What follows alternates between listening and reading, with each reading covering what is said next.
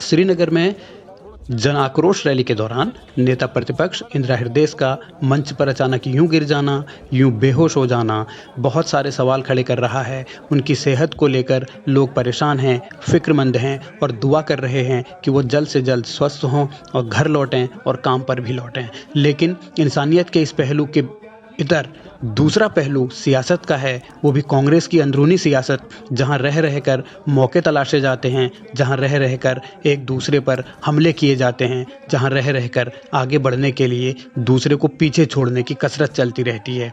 यहाँ भी अब इसी तरीके की बातें होने लगी हैं, चर्चाएं होने लगी हैं। हालांकि कोई खुलकर नहीं बोल रहा, लेकिन ये ज़रूर है कि उम्र के इस पड़ाव में जब कोई नेता होता है तो लोग उनके पद पर रहने को लेकर भी सवाल उठाते हैं। और नेता प्रतिपक्ष इंदिरा हृदयेश के पद को लेकर तो पहले दिन से ही नाराजगी है। भले ही विधायक 11 हों, लेकिन उनमें से 9 विधायक ऐसे हैं जो ये चाहते हैं कि पद से इंदिरा हृदयेश को हटाया जाना चाहिए। इसकी शिकायत कई मर्तबा दिल्ली से भी की गई, दिल्ली दरबार में की गई, लेकिन अब तक ऐसा हो नहीं पाया। यानी पद और इस उम्र के पड़ाव के बीच अब सियासत और तीखी हो रही है। हालांकि उम्र का हवाला तो हरीश रावत भी दे रहे हैं। एक बात है, एक बात जो मेरे ऊपर एक कलंक है कि मैं 70 की विधानसभा में मैंने कांग्रेस को 11 में पहुंचा दिया। इस कारण से मुझे और किसी चीज की और बात की कोई कामना नहीं। और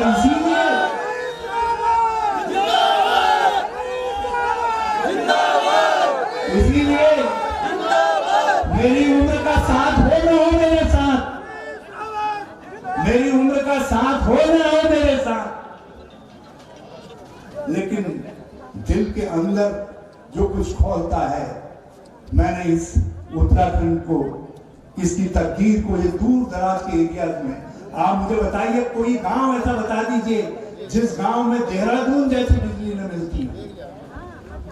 सत्ता के संघर्ष के इस दौर में हर नेता अपने अपने तरीके से आगे बढ़ने की कोशिश कर रहा है। हरीश रावत 2017 में मिली करारी हार का कलंक मिटाना चाहते हैं, तो इसके लिए वो अपने तरीके से लोगों के बीच इमोशनल कार्ड भी खेल रहे हैं। लेकिन सवाल ये है कि कांग्रेस के लिए क्या ये मुमकिन है, और सवाल ये भी है कि जिस तरीके का अंदरूनी संघर्ष कांग्रेस के भीतर चल रहा है, क्या उससे कांग्रेस बाहर निकल पाएगी।